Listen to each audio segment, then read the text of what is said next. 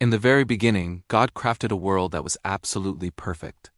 Imagine a place with no shame, no fear, not even the shadow of death. At the heart of this magnificent creation, He placed two people, Adam and Eve. God gave them a lush, beautiful garden, a paradise overflowing with life. He told them that every tree was theirs to enjoy, a gift for them to delight in. But there was one exception. Just one. God gave them a clear warning.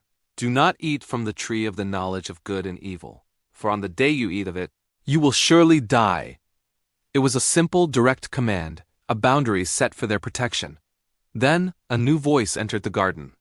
The serpent. He was crafty, subtle, and full of deception. He approached Eve and whispered a seed of doubt, a question designed to twist God's words. Did God really say? It's a question that still echoes in our hearts today, isn't it? That little voice that makes us question what we know is true. The serpent didn't stop there. He made a grand promise. He promised them wisdom, a special kind of knowledge. He promised they would become like God. It was an irresistible temptation, a lure of power and self-exaltation. And in a moment of weakness, a single fateful decision, Eve reached out. She took the fruit from the forbidden tree, and she ate. Then she gave some to Adam, who was right there with her, and he ate too. In that instant, everything changed. Their eyes were opened, but not to the glory and wisdom they were promised. Instead, they saw their own nakedness, and for the first time, they felt shame. The perfect connection they had with their Creator was shattered. They heard the sound of God walking in the garden, and instead of running to Him, they ran from Him. They hid themselves among the trees. Fear had entered the human heart. When God confronted them, blame entered too. Adam blamed Eve, and Eve blamed the serpent. Sin had officially entered the world, fracturing every relationship. God called out into the garden, "Adam, where are you?" It wasn't because the all-knowing God had lost track of them. It was a heartbroken call from a father whose children were now lost, hiding in the darkness of their own disobedience. The consequences were severe and immediate.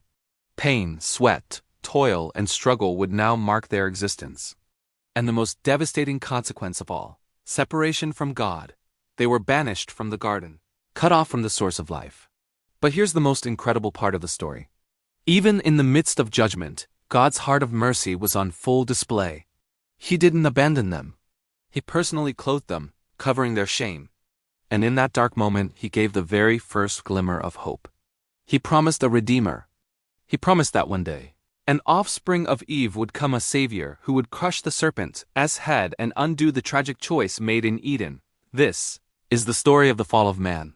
It's the moment our world broke, the moment sin and death entered the picture.